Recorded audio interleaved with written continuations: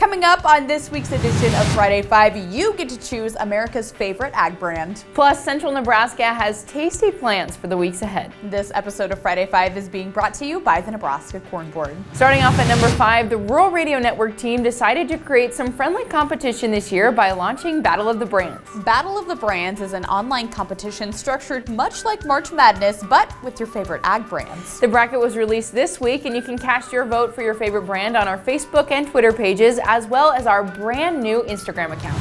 Moving on to number 4 on the countdown, for the 6th year in a row, Dawson County Cattlemen and Dawson County Farm Bureau have partnered with Tyson Fresh Meats in Lexington for a program called Beef in Schools. The annual event consists of Tyson and the two organizations distributing beef to all Dawson County schools for them to serve to students.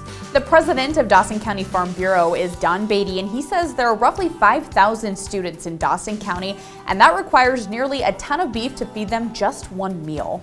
And at number 3, a new children's book is introducing young readers to the round-the-clock work and ingenuity of dairy farming. Tales of the Dairy Godmother, Chuck's Ice Cream Wish, is now available from Feeding Minds Press, which is the American Farm Bureau Foundation for Agriculture's publishing venture.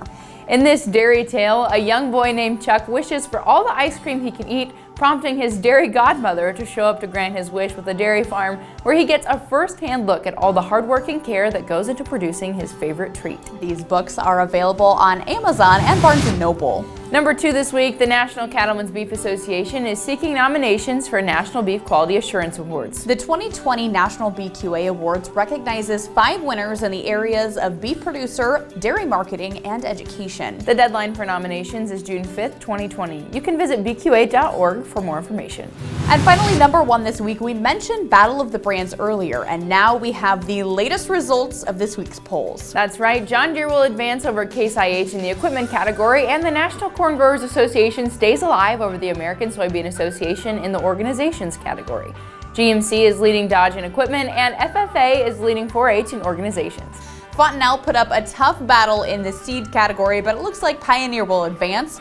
Levi stays alive over Dickies in clothing, and Wrangler and Cinch are still battling it out.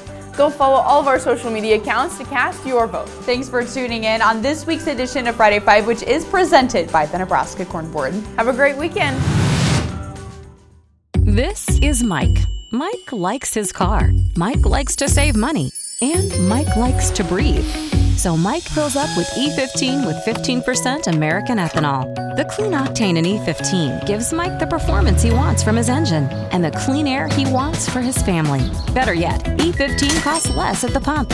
Higher octane, cleaner air, lower cost. E15 sure gives Mike a lot to like. Discover E15 with American ethanol.